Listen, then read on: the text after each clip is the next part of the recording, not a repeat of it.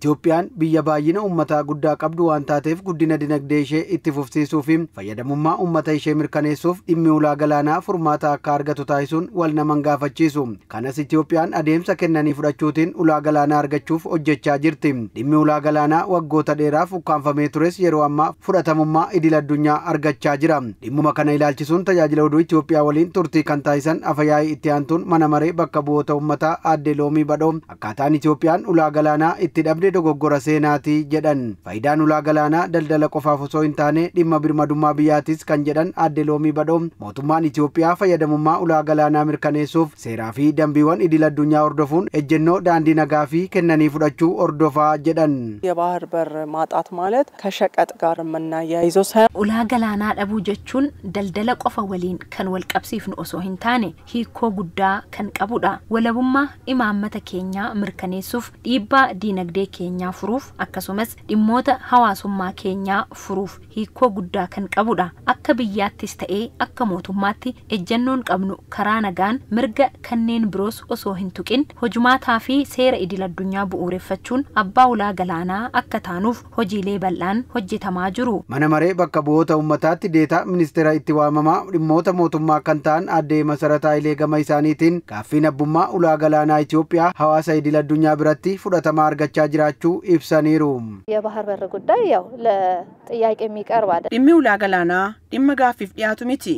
Gaaffiin kunis haqa qabeessaa fi sirrii akka ta'es hawaasni idil addunyaa fudhachaa jira. Kanaaf gaaffiin kun hanga haqa qabeessa ta'ee jirutti gaaffii mirgaa waan ta'eef kana ka'umsa taasifachuun akkaataa amma qabamee jiruun karaa nagaatiin Itoophiyaan ulaa galaanaa akka argatu taasisuudhaaf tattaaffiin eegalame itti fufa. Mana marichaatti itti aanaan walitti qabaa koree dhaabbii dhimmoota hariiroo alaa fi nageenyaa Dr. Fatii Mahadii akkaataa seeraa fi hojimaata idil addunyaan biyyoonni ulaa galaanaa qaban biyyoota hin qabneef ulaa galaanaa akka argatan taasisuuf itti gaafatamummaa akka qaban ibsaniiru. Kaayyoon Itoophiyaa karaa nagaa fi dippiloomaasiin ulaa galaanaatti fayyadamuuf ta'uu kan himan Dr. Fatii Mahadii kana milkeessuunis dirqama hundaati jedhan.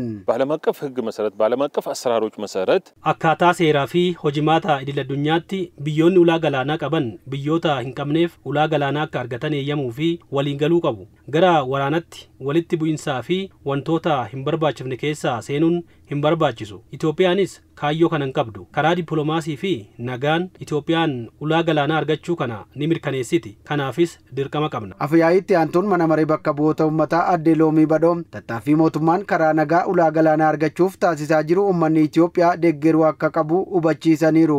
ሰላማዊ በሆነ መንገድ የባህር በር ባለቤት እንድንሆን በሚደረገው ጥረት ውስጥ መላው የሀገራችን ሕዝብ በእውቀት karaa nagaa ta'een ulaa galaanaa argachuuf tattaaffii taasifamu keessatti uummanni biyya keenyaa hundi beekumsaan akkasumas wantoota barbaachisan hundaan mootummaa cinaa akka dhaabbatu hubachiisuun barbaada. Manni maree keenyas gama kanaan hubannoo gahaa qabaachuun seera jiran ilaaluun akkasumas imaammata jiran hordofuun kan hojjetamu ta'a. Muummeen ministeeraa Dr. Abiy Ahmed walgahii idilee lammaffaa mana maree bakka bu'oota uummataa tibbana taa'ame irratti yaadaa fi gaaffii miseensota mana maree bakka bu'oota uummataa irraa dhiyaateef deebii kennaniin gaaffii ulaa galaanaa biyyi keenya barootaaf gaafataa turteef ammas itti jirtu gaaffii sirrii ta'uu eeranii biyyoonni addunyaa haqaaf hinaaffaa qaban hundi barbaachisummaa ulaa galaanaa Itoophiyaan gaafatte hubachuun karaa nagaa fi dippiloomaasiin akka xumuramu taasisuu qabu jechuun isaanii kan yaadatamuudha.